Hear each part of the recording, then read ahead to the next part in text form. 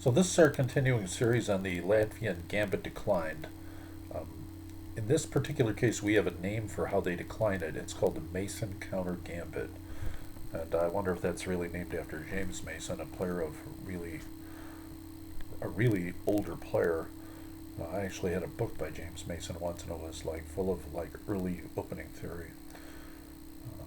So in this game, what you're going to see is some of these principles espoused, especially pressuring d4. At some point, the computer, I believe, and I just looked at this a little while ago, suggested actually pushing for white to c5 to restrict my attack. So without further ado, we're going to go to our game, turn on the engine. This game, I believe, was played in May of 2017 against white, who was rated 2213. So once again, we have the white square, the white arrows are annotations by Stockfish8. And this is the Mason counter gambit. This is the thing that we see some of these stronger players try to employ. And it is kind of interesting here that the initial evaluation by the engine says that he's better off moving his knight back to d2 than he is taking the pawn. So knight to f6, and he plays the immediate bishop to c4, which gains no advantage. Now the advantage of this for white eventually will be to pressure that d-pawn. So now one of our first principles of protecting the e4 pawn and overprotecting it becomes key. So now all of a sudden, see, the bishop retreat is designed to play c4 and pressure that pawn. So at an appropriate moment, it's worth noting that we might just dissolve that pawn if we can get castled and just play pawn takes pawn. But presently, knight to c6 is the appropriate move, and the reason why that is because after the capture, it doubles black's pawns, but it does protect the d5 pawn and gives a natural protection, gets rid of that knight. Moving bishop to d6 first is cheating a little bit and gives white a certain amount of initiative in terms of how he decides to develop. And that is a slight inaccuracy by white as well. And now the computer recommends moving the knight to b7 to try to force the exchange. And as I mentioned before, I like moving the knight to c6 because it affords doubled pawns, but it gives me protection if he's planning on playing c4, which is the impression I got from this player.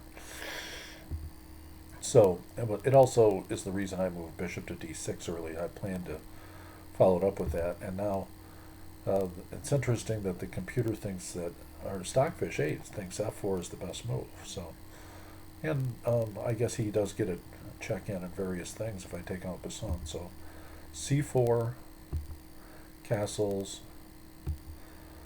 Computer wants bishop to g5 to pressure that pawn. And now, shockingly, this computer is recommending knight to g4. And it's beyond the scope of my ability to look at this and analyze this, in great detail in the time allotted for these videos. But knight to g4 is a very interesting line, and it says black gets an advantage of 1. Look at the bottom. Knight to g4, he's just got to move queen to e1 and knight to h2 and like all this. Amazing. Who would move knight to g4 in this position? Well, somebody better than me. So this is also a rapid game, so I'm not prepared to make any sort of massive calculation.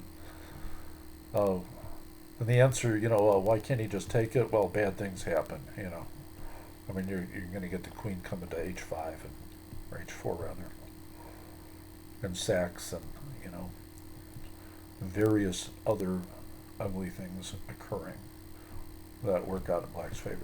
So it's an interesting line, an interesting idea, and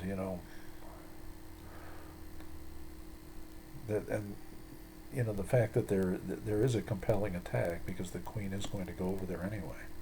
So it's not like you can just play pawn takes pawn, it looks like. Okay, so I move there. Computer doesn't like it.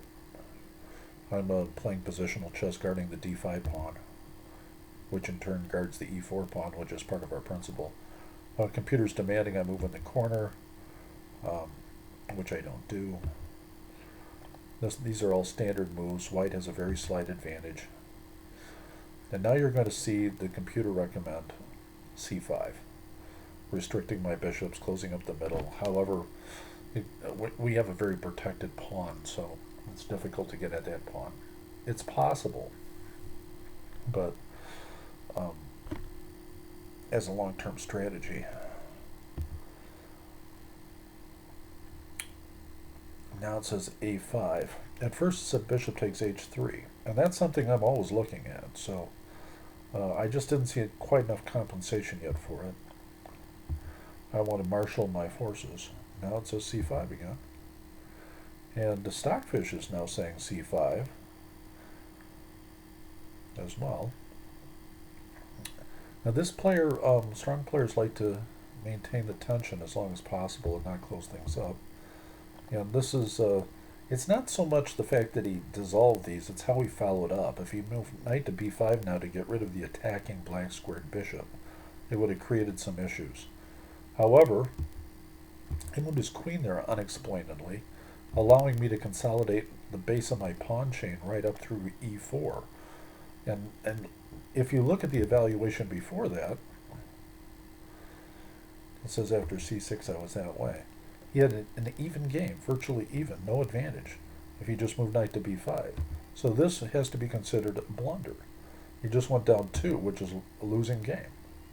Now where's he going to go? He goes back to e2, which is just silly. And now I can move bishop takes h3, computer recommended, and I did it. So what's he going to do? Now he's going to lose. He takes, I take. He thinks he can weather this attack by moving f3. He takes f3 is the right move. Rook takes f3, bishop checks, right move. I think you're going to see me go astray during this attack, so we'll see what happens. King moves in the corner. Bishop discover checks. King moves back. Now it wants knight to g4, so I got that right. And now it says he needs to sack back when knight takes d5. Instead he moves his queen. So when he moves his queen, he gets the bishop check again. And of course, this creates a series of issues for him. For instance, there's discovery on the rook now. So he goes to h1. The rook is lost. Queen takes queen, rook takes h3. Once again, computer's recommending sacking his knight. Instead, he moves his bishop back. Take check. Oh, I got every one of these right. I'm amazed. Okay. King takes. Rook on e to e3. Boom. I got that. Okay, knight to... He moves now. Check. King to f1. Rook to... Oh, boy. So, rook to h2 check. King to f1. Knight to e3. And he resigned. Because it's made next move. So this was a game where I played a flawless attack, basically. And I wanted to show you the Mason counter gambit against a 22-13.